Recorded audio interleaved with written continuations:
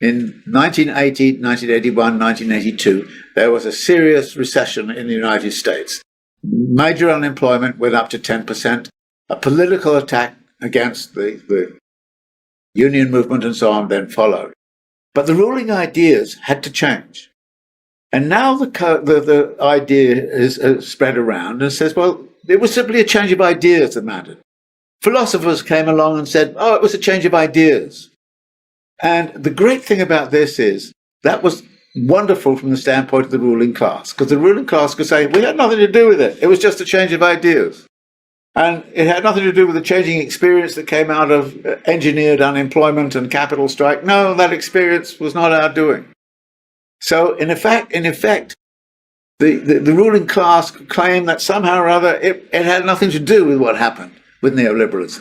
And we have many theories of neoliberalism now which actually talk about it as something which was produced in the realm of ideas. Now, my argument was it was not produced in the realm of ideas. I go back to the Marxist proposition. It came out of certain experiences which were engineered in the 1970s by the capitalist class, and it came out because the ruling class at the time decided that it was very fortuitous that there were these ideas around that could become the ruling ideas, which were the ideas of neoliberalism. Now, if that interpretation is correct, when somebody says to me now, is neoliberalism over?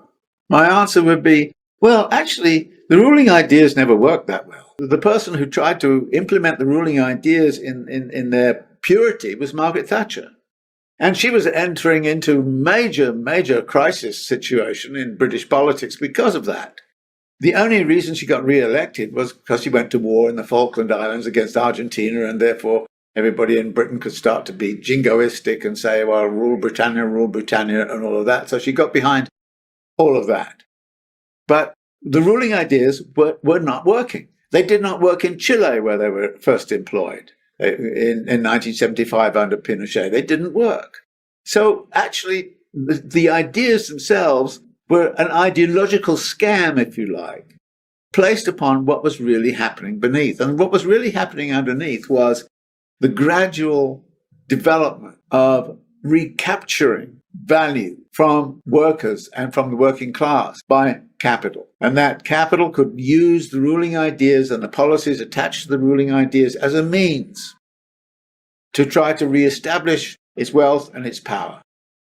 And it did that systematically through the 1980s and 1990s, and it has done so dramatically over the last few years.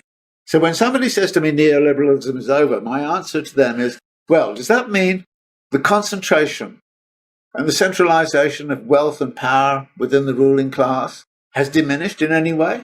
And the answer is no. It has not diminished in any way. It has actually expanded dramatically.